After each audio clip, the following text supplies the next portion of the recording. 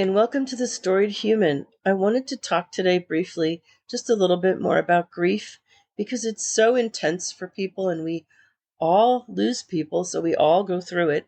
And I just feel like maybe it's still not understood enough or talked about enough, and people are left sort of on their own to figure out how to get through it. I lost my mother 21 years ago, very suddenly, and I did not handle it well. And I fell into a depression on top of my grief. It's called complicated grief. And I would love to be able to save somebody from that. There were several things I did that made it worse. As I look back, I realized I isolated myself. My husband respected that wish. He would take the kids and go do stuff. I felt like I needed to be by myself. Um, and I am the kind of person that likes to be by myself, so I think that instinct was very natural. But let me tell you, don't do it when you're grieving. Don't do it. Force yourself to be with others, even if it feels awkward, even if you feel like you don't want to be. You shouldn't be on your own. It goes nowhere good.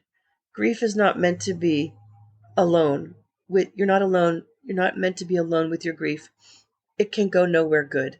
All it did was make me sort of think too much about my sadness, become more depressed. I mean, I know it's just me, might not be you, but I think in general, being alone when you're grieving is just not a good idea, even if you feel like you want to.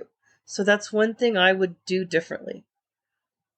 Also, there's a part of grief that people don't talk about that much.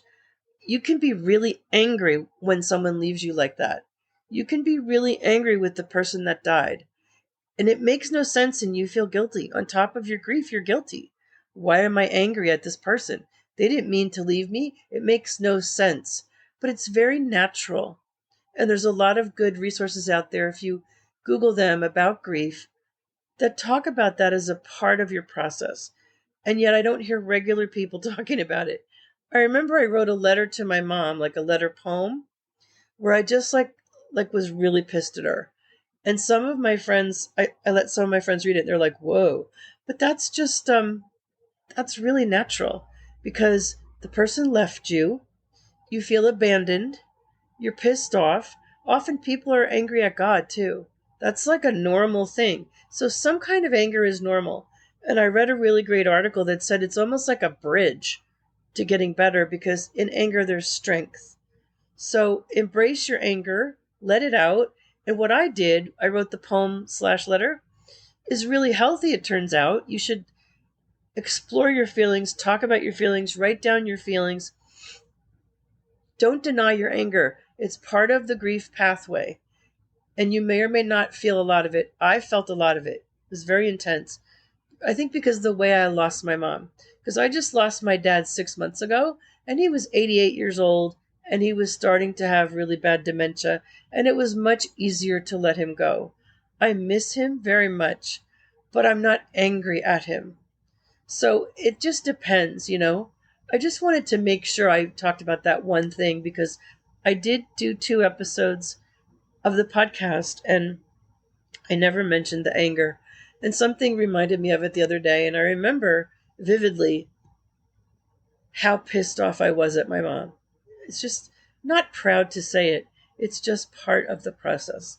So I really wanted to let you guys know. I'm very sorry. I still have a bad cold, and I actually have COVID, but it's really like a bad cold, and my throat, my voice is terrible. So I'm gonna I'm gonna say goodbye, and hopefully I'll be back to normal next week. But please remember, if you're grieving someone, it's okay to be angry at them. It's natural. You love them, and you're angry that they left. It's okay to be angry at God too, but just don't stay angry. Work through it, write it down, talk to a friend or a counselor, and take good care of yourself. And I'll talk to you soon. Thank you.